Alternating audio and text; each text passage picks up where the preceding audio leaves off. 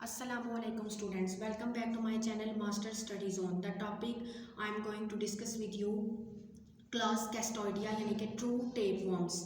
अपना lecture start करने से पहले मैं आपको बता दूं कि आपको मेरे प्रीवियस लेक्चर में किसी किस्म की कोई कन्फ्यूजन हो, किसी का कोई क्वेश्चन हो तो आप मुझे कमेंट सेक्शन में भी मैसेज कर सकते हैं। इसके अलावा डिस्क्रिप्शन में मेरे व्हाट्सएप का लिंक दिया गया है, आप वहां से व्हाट्सएप ग्रुप को ज्वाइन करें। स्टडी से रिलेटेड स्पेशली प्रैक्टिकल्स में आपको किसी भी टॉपिक पे कोई स्पेसिफिक वीडियो चाहिए, वो कोई भी बुक हो, चाहे केमिस्ट्री की, जोलॉजी की, बॉटनी की, इंग्लिश की, तो आप मुझे वहाँ कॉन्टैक्ट करें। इंशाल्लाह जो स्टडी से रिलेटेड आपकी प्रॉब्लम है उसे मैं सॉल्व करने की पूरी कोशिश करूँगी। तो क्लास कैस्टोइडिया आज का हमारा लेक्चर है जिसको हम डिटेल से डिस्कस करेंगे। बहुत इंपॉर्टेंट हमारा ये आज का टॉपिक है। तो जो टेपवर्म है क्लास कैस्टोइडिया, इनको हम टेपवर्म बोलते हैं। इन ऑर्गेनिज्म जो कि क्लास कैस्टोइडिया से बिलोंग करते हैं, मोस्ट हाईली स्पेशलाइज्ड क्लास है ये फ्लैटवर्म की। इस जो कैस्टोइडिया के मेंबर हैं उनको हम कॉमनली जो है वो टेपवर्म्स बोलते हैं। इनकी 3500 स्पीशीज होती हैं ऑल अबाउट, और ये तमाम एंडोपैरासाइट्स हैं, यानी ये ऑर्गेनिज्म की बॉडी के अंदर इन्फेक्शन काज करते हैं और ये वर्टिब्रेट के डाइजेस्टिव सिस्टम में रहते हैं। अगर हम इनके टेपवर्म के अडल्ट की बात करें तो अडल्ट का जो साइज होता है वो 1 to 23 मीटर की लेंथ तक हो सकता है। इनकी जो है ये पैरासिटिक होते हैं क्योंकि ये पैरासाइट्स हैं और एंडोपैरासाइट्स हैं और बॉडी के अंदर इन्फेक्शन काज करते हैं। तो इनकी कुछ एडाप्टेशंस भी हैं इन टेपवर्म्स की। इनका माउथ और इनका डाइजेस्टिव सिस्टम एब्सेंट होता है टेपवर्म में। टेपवर्म का कोई माउथ और डाइजेस्टिव सिस्टम इनके अंदर नहीं है। इनके अंदर कॉम्प्लेक्सिटी नहीं पाई जाती। ये न्यूट्रिएंट को एब्जॉर्ब करते हैं डायरेक्टली अपने होस्ट से। और जो अडल्ट टेपवर्म होते हैं उनके पास प्रोग्लॉटिड होता है। प्रोग्लॉटिड आप कह सकते हैं कि जो मेजर पार्ट है ना टेपवर्म का, उसको जो मेजर पार्ट टेपवर्म का है वो कहलाता है स्ट्रोबिला, जो हम नेक्स्ट अभी अपने लेक्चर में डिस्कस करते हैं। और वो कंसिस्ट करता है सीरीज ऑफ सेगमेंट पर, जिसको हम बोलते हैं प्रोग्लॉटिड। और ये मेनली जो है ये कंटेन करते हैं, प्रोग्लॉटिड जो है ये अपने अंदर मेल और फीमेल रिप्रोडक्टिव ऑर्गन रखता है। तो प्रोग्लॉटिड जो है वो एक long series of repeating units हैं, और वो रिपीटिंग यूनिट्स हम कह सकते हैं कि वो रिपीटिंग यूनिट्स जो हैं वो प्रोग्लॉटिड हैं। और ये प्रोग्लॉटिड जो रिपीटिंग यूनिट्स हैं ये अपने पास मेल और फीमेल रिप्रोडक्टिव ऑर्गन्स रखते हैं।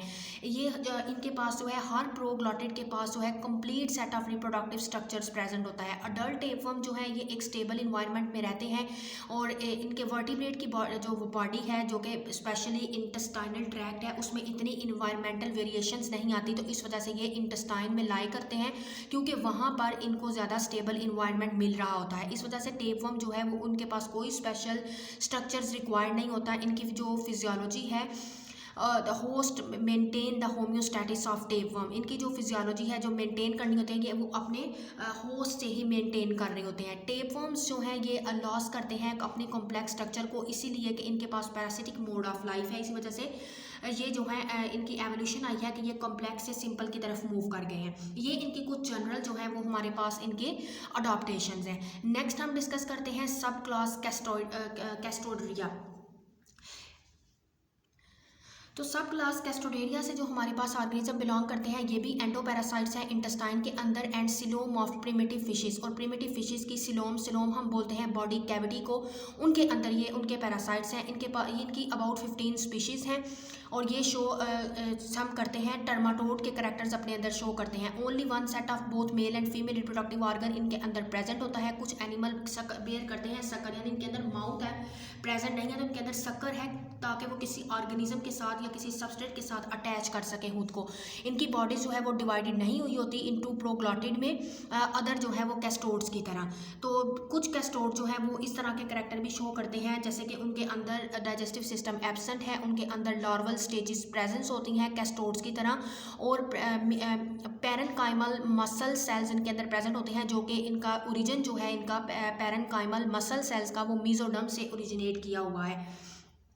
ये आपको पता है कि ये लेयर्स होती हैं एक्टोडर्म, एंडोडर्म एंड मीजोडर्म। तो उधर से पैरेन्काइमल मसल सेल जो है वो ओरिजिनेट कहाँ से हुए हैं, मीजोडर्म से ओरिजिनेट हुए हैं। और ये प्रेजेंट होते हैं एनी अदर कैस्टोड्स में, यानी कि ये अदर प्लेटेहेल्मिन्थेस में भी ये प्रेजेंट होते हैं, ये नहीं प्रेजेंट होते। दीज आर नॉट, ये जो पैरेन्काइमल मसल सेल्स हैं ये अदर एनी अदर प्लेटेहेल्मिन्थेस में प्रेजेंट नहीं होते। ये सिर्फ कैस्टोड्स की जो ये फैमिली है हमारे पास, इनके अंदर जो है वो कैस्टोडेरिया कैस्टोड्स में ही ये प्रेजेंट होते हैं, यानी कि पैरेन्काइमल मसल सेल्स। और ये ओरिजिनेट की हैं मीजोडर्म से, जो कि दूसरे प्लेटेहेल्मिन्थेस में, फाइलम प्लेटेहेल्मिन्थेस में प्रेजेंट नहीं होते हैं। अब अगर हम नेक्स्ट बात करें सब क्लास यूकैस्टोडा की, तो ये ट्रू टेपवर्म्स हैं हमारे पास। ऑलमोस्ट हमारे पास जितने भी हमारे पास कैस्टोड्स आते हैं वो सब क्लास यू कैस्टोडा से ही बिलोंग करते हैं। इस वजह से इनको ट्रू टेपवर्म्स कहा जाता है। इनकी हाई डिग्री स्पेशलाइजेशन है कि इनके पास पैरासिटिक लाइफ यानी कि इनकी बहुत स्पेशलाइज्ड है। इनकी बॉडी डिवाइड हुई है 3 मेन रीजन्स में, वो हम डिस्कस करते हैं। फर्स्ट इनका रीजन आता है स्कोलेक्स, सेकंड वाला नेक, और थर्ड है स्ट्रोबिल्ला। स्कोलेक्स जो है ये इनके एक एंड पर प्रेजेंट होता है। स्कोलेक्स एक होल्ड फास्ट स्ट्रक्चर है। ये होल्ड फास्ट स्ट्रक्चर इस वजह से है कि ये इनको किसी भी सबस्ट्रेट के साथ अटैच करवाने में हेल्प आउट करती है। इसके अलावा ये कंटेन करती है सर्कुलर और लीफ लाइक सकर इनके पास हो सकता है। सकर इनके पास माउथ एब्सेंट है, तो सकर इनको हेल्प आउट करवाता है किसी भी सबस्ट्रेट के साथ अटैच करवाने में। सम टाइम इनके पास ये अपने पास हुक्स भी रखते हैं। टेपवर्म फ्रिमली एंकर करते हैं खुद को इंटेस्टाइनल वॉल के साथ स्कोलेक्स के थ्रू ही, क्योंकि इनके अंदर माउथ प्रेजेंट नहीं होता।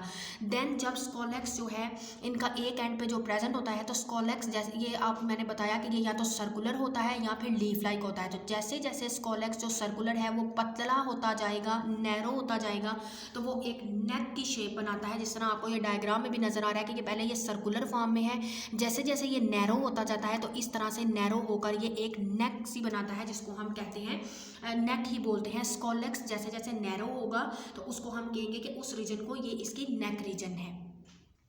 नेक्स्ट हमारे पास जो थर्ड बॉडी रीजन है वो है स्ट्रोबिल्ला। स्ट्रोबिल्ला कंसिस्ट करता है सीरीज ऑफ अरेंज्ड, इसके पास प्रोग्लॉटिड्स होते हैं, और प्रोग्लॉटिड्स का फंक्शन प्राइमरीली क्या है, रिप्रोडक्टिव यूनिट्स को बनाना। जो हमारे पास टेपवर्म जैसे जैसे ग्रो करता जाता है, न्यू प्रोग्लॉटिड उसके अंदर उसकी नेक रीजन में ऐड होते जाते हैं, और ओल्ड वन जो प्रोग्लॉटिड होते हैं वो ग्रेजुअली पुश होते जाते हैं पोस्टीरियर साइड की तरफ। पोस्टीरियर साइड पे जो प्रोग्लॉटिड होते हैं वो मेच्योर हो जाते हैं और वो स्टार्ट कर देते हैं प्रोडक्शन ऑफ एग्स, यानी कि वो एग प्रोड्यूस करना स्टार्ट कर देते हैं। और जो एंटीरियर साइड पे अभी प्रोग्लॉटिड है जो कि इमेच्योर होते हैं, वो जब मिड रीजन में आते हैं देन वो मेच्योर होते हैं। तो प्रोग्लॉटिड जो कि पोस्टीरियर एंड पे आ जाते हैं वो वहाँ पर आकर अपने एग्स को अक्यूमुलेट करना स्टार्ट करते हैं, और देन वो क्या करते हैं, वहाँ पर एग जो है वो राइपन होते हैं, एग मेच्योर होते हैं।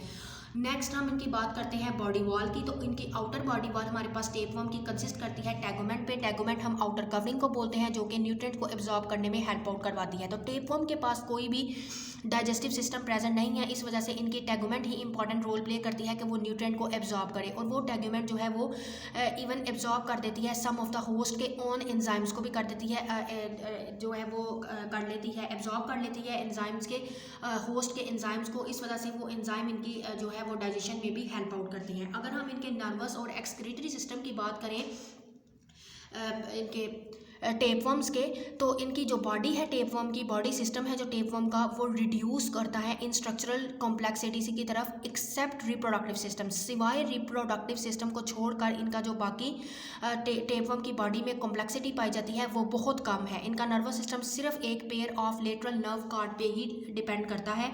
ये नर्व अराइज होते हैं, इनकी जो स्कोलेक्स का रीजन है वहाँ से नर्व मैस है, वहाँ से नर्व मैस से अराइज करती हैं नर्व्स। तो ये एक्सटेंड करती है स्ट्रोबिल्ला के अलॉन्ग पूरी बॉडी, उसके एक्सटेंड करती हैं उसके लेंथ वाइज, और इस तरह से आप प्रोटोनेफ्रिडियल सिस्टम जो है ये पूरी टेपवर्म की जो लेंथ है, टेपवर्म की जितनी भी लेंथ होती है उसकी बॉडी की, उसके साथ साथ ये प्रोटोनेफ्रिडियल सिस्टम रन करता है। नेक्स्ट हम बात करते हैं इनकी रिप्रोडक्शन के ऊपर के टेपवर्म्स किस तरह से रिप्रोड्यूस करते हैं। तो टेपवर्म मोनोइशियस है।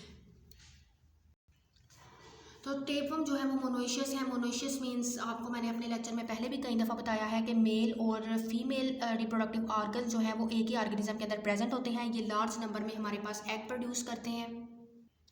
तो हमारे पास जो है वो हर प्रोग्लॉटिड जो है हमारे पास वो एक कंप्लीट सेट ऑफ मेल और रिप्रोडक्टिव ऑर्गन्स पर प्रेजेंट होता है। अगर हम मेल रिप्रोडक्टिव ऑर्गन की बात करें तो बहुत से टेस्टिस जो हैं वो जो है वो स्कैटर्ड हुए होते हैं through out the proglottids.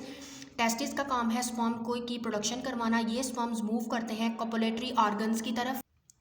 Then हमारे पास जो स्पर्म टेस्टिस जो है वो स्पर्म प्रोड्यूस करते हैं और वो स्पर्म मूव करते हैं कॉपुलेटरी ऑर्गन जिसको हम बोलते हैं सिरस, उसमें मूव करते हैं एक डक्ट के सिस्टम के थ्रू। जब देन सिरस क्या करता है, ओपन होता है थ्रू आ जेनिटल पोर के ज़रिए से सिरस ने ओपन होना है, और मेल सिस्टम जो है प्रोग्लॉटिड का वो मेच्योर होता है फीमेल सिस्टम के मेच्योर होने से पहले। देन कॉपुलेशन अकर होती है एक विद अनदर मेच्योर प्रोग्लॉटिड के साथ ऑफ द सेम टेपवर्म, या किसी दूसरे टेपवर्म के साथ भी हो सकती है सेम होस्ट के। दस इसके अंदर क्रॉस जो है वो फर्टिलाइजेशन होती है और प्रोड्यूस होते हैं हाइब्रिड। नेक्स्ट हमारे पास आता है female reproductive organ. Female reproductive organ क्या करता है, ये सिंगल पेयर ऑफ ओवरी जो है वो हर प्रोग्लैटिड एक सिंगल पेयर ऑफ ओवरी पे कंसिस्ट करता है। इनका काम एग प्रोड्यूस करवाना है। स्पर्म जो है वो सेमिनल रिसेप्टिकल के अंदर स्टोर हुए होते हैं। फर्टिलाइज्ड एग जो है वो जैसे जैसे मूव करते हैं ओविडक्ट में, थ्रू द ओविडक्ट के थ्रू वो मूव करते हैं एग और पास करते हैं पास थ्रू द वेटेलाइन ग्लैंड के थ्रू वो पास करते हैं। देन वो एग जो है वो पास होके क्या करते हैं, ऊ टाइप जो है वो एक एक्सपेंडेड रीजन होता है ओविडक्ट का, उसके अंदर चले जाते हैं egg. Then it form corpuscles around the egg. देन क्या होता है कि एग के इर्द गिर्द एक कॉर्पसल्स जो है, एक शेल्स आप कह सकते हैं, वो एग्स के अराउंड जो है वो बनना स्टार्ट होता है। ऊ टाइप जो है उसने इसके अलावा सराउंड किए होता है मेलिस ग्लैंड को। ये ग्लैंड जो है ये हेल्प करवाता है formation of the egg capsule, यानी कि एग के इर्द गिर्द जो है वो एक कैप्सूल बननी होती है, उसकी प्रोडक्शन में मेलिस ग्लैंड हेल्प आउट करता है। तो बहुत से टेपवर्म जो है उनके अंदर ब्लाइंड एंडिंग होती है यूट्रस की, इस वजह से एग जो है वो स्टोर्ड होते हैं यूट्रस के अंदर। नेक्स्ट है हमारे पास डेवलपमेंट। इनकी डेवलपमेंट कैसे होती है, तो रिप्रोडक्टिव ऑर्गन डिजेनरेट कर जाते हैं जब एग स्टोर हो जाते हैं। इसी वजह से जो ग्रेविड प्रोग्लैटिड है, यानी कि जो प्रोग्लैटिड है जिसका कोई काम नहीं है, वो क्या करते हैं, उसको हम कहते हैं बैग ऑफ एग्स। उसके पास जो है वो एग्स बहुत ज़्यादा होते हैं, तो उसको हम बोलते हैं बैग ऑफ एग्स। ग्रेविड प्रोग्लैटिड जब ब्रेक करते हैं तो टेपवर्म की एक एंड से देन वो वहाँ से क्या करते हैं, they pass from host with the host faeces. और इन सम केसेस में क्या होता है कि टेपवर्म का यूट्रस जब ओपन करता है, टेपवर्म में यूट्रस ओपन होता है आउटसाइड ऑफ द वर्म, तो एग जो है वो रिलीज होते हैं होस्ट के इंटेस्टाइन में। प्रोग्लैटिड जो है वो कंटिन्यूसली लॉस नहीं होता, इस वजह से अडल्ट टेपवर्म जो है वो बिकम्स वेरी लॉन्ग। तो अडल्ट जो है वो टेपवर्म बहुत लॉन्ग होता है, इस वजह से बाज़ औक़ात जो है वो प्रोग्लैटिड जो है वो कंटिन्यूसली लॉस नहीं होता, बल्कि बाकी उसका पोर्शन जो है वो बाकी अभी प्रेजेंट होता है। जो प्रोग्लैटिड सीरीज ऑफ सेगमेंट्स है हमारे पास वो अभी प्रेजेंट होते हैं हमारे पास। नेक्स्ट हमारे पास कुछ इंपॉर्टेंट टेपवर्म पैरासाइट्स हैं ह्यूमंस के, जिसमें हमारे पास सबसे पहले आता है बीफ टेपवर्म। बीफ टेपवर्म का हमारे पास साइंटिफिक नेम भी आता है टेनी और हैंकस सैगिनेटस। तो ये मेडिकली वे से बहुत ज़्यादा इंपॉर्टेंट टेपवर्म है ह्यूमंस के। इनके अडल्ट जो है वो स्मॉल इंटेस्टाइन में रहते हैं और वहाँ से इनकी लेंथ 25 मीटर तक जो है वो हो सकती है ज़्यादा से ज़्यादा। ये दो होस्ट में लाई करते हैं, एक होस्ट इनका मैन है और एक कैटल इनका इंटरमीडिएट होस्ट होता है, और ये प्रोड्यूस करवाते हैं 80,000 एग्स पर प्रोग्लैटिड। इनकी जो है वो फॉलोइंग आगे से जो है वो स्टेजेस आती हैं। तो जो दो स्टेजेस हमारे पास आती हैं वो फर्स्ट ऑफ ऑल ऑन्कोस्फेयर है, और नेक्स्ट हमारे पास है सिस्टीसर्सस। जो ऑन्कोस्फेयर है हमारे पास उसमें एग डेवलप करता है, जब एग हैच कर जाता है तो 6 हुक लार्वा हमारे पास प्रोड्यूस होता है, जिसको हम कहते हैं ऑन्कोस्फेयर। जब कैटल ग्रेज करती हैं पैस्चर्स यानी कि चरागाहों में, मैदानों में, तो वो कंटेमिनेटेड विद ह्यूमन फीसिस, तो वो इंजेस्ट कर लेती हैं उन ऑन्कोस्फेयर्स को, और वो डाइजेस्टिव सिस्टम जो कैटल का है वो फ्री होता है ऑन्कोस्फेयर्स के लिए। तो लार्वा बोर करता है उनकी उधर इंटेस्टाइनल वॉल में विद इन इट्स हुक, क्योंकि उनके पास हुक होती है, और मूव करता है ब्लड में मूव कर जाता है। ब्लड उस लार्वे को ले जाता है स्केलेटल मसल्स तक। नेक्स्ट जो स्टेज हमारे पास आती है वो है सिस्टीसर्सस। ऑन्कोस्फेयर जो है वो एक सिस्ट बनाते हैं मसल्स के अंदर, और देन वो चेंज हो जाती है एक फ्लूइड फिल्ड ब्लैडर में, जिसको हम सिस्टीसर्सस भी बोलते हैं और ब्लैडर वर्म भी बोलते हैं। सम टाइम ह्यूमन जब ईट करता है रॉ और इम्प्रॉपर कुक मीट को, तो सिस्टीसर्सस जो है वो रिलीज कर जाते हैं उस मीट से, और वो उनकी जो स्कोलक्स होती है वो अटैच करती है ह्यूमन के इंटेस्टाइनल वॉल के साथ, और वहाँ पर टेपवर्म जो है वो मेच्योर हो जाते हैं। तो आज हम अपना लेक्चर इधर ही वाइंड अप करते हैं। नेक्स्ट जो इंपॉर्टेंट टेपवर्म पैरासाइट्स हैं उनको हम अपने नेक्स्ट वीडियो में इंशाल्लाह कवर करेंगे। तब तक के लिए अल्लाह हाफिज़।